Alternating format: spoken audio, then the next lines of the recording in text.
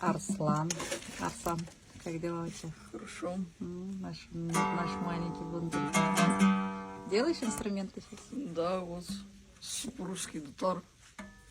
Хорош? Весь пролакированный, тутовника сделанный.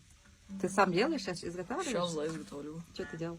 Сейчас от уйгурских отошел немного инструментов. Больше классифицируюсь на иностранных, чтобы, допустим, вот если взять этот инструмент, соотношение упругости и массы деки не соблюдено под ель в мировых стандартах, либо под дерево, тому он используется на чангах и тамбурах.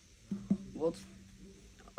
Есть такой, получается, новый метод подгонки деки и перфорации. Он позволяет соотнести упругость и массу к нулю, то есть подведя из твердой древесины, допустим, того же тутовника, сделав его характеристики в ель или тому. И вот от этого приходится сильнее ударять, чтобы получился более сильный звук. И, соответственно, от этого уже страдают колки. Это сейчас весь инструмент такой, да? Да. И от этого страдают колки, их каждый удар меняет положение и настройку тоже. А сейчас я вот пытаюсь в уйгурские инструменты внедрить технологии, которые будут по стандартам нормально уже работать и точно строить. А какой ты иностранный инструмент делал? Вот какой-то Далав Фандыр нашел. Сейчас Тоже струны, да? тоже струны, 3 струны. Это чей инструмент? Балалайка, чей точно сказать не могу. Что-то в районе, кажется, либо сибирских инструментов, либо кавказских, что-то подобное.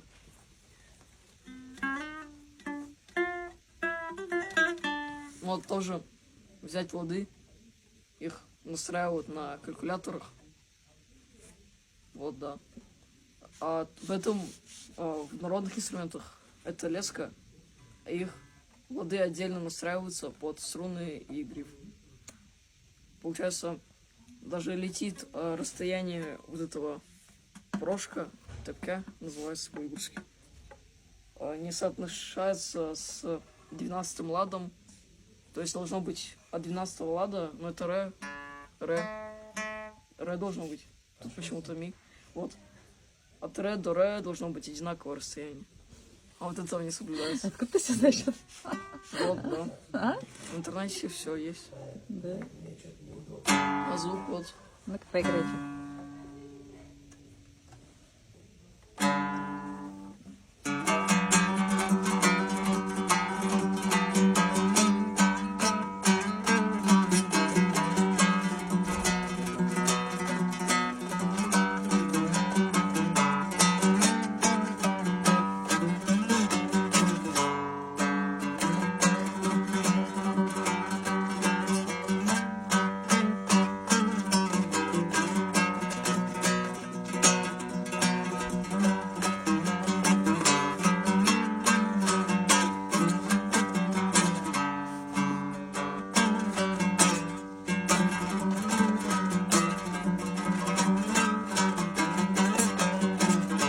То есть звук тоже страдает из-за того, что ту же деку, которые не соотнесли упругость и массу и плотность, покрыли тем более лаком, усложнив выход звука и не сделав хоть миллиметровое отверстие, как в обычных стандартах его делают. А если сделать сверху? Ну, сделать ничего не поменяется, уже лакировано практически.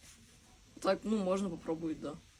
Так вот, супур, это последним технологиям делают. Здесь уже нету этого старого крепежа, все четко. И инкрустацию уменьшили, уже радует то, что ширпотребных инструментов больше не встречаются. Это не ширпотребный, да? Ну, можно считать, да. Ну, если деку поменять, конечно. Да, вот так. Давай.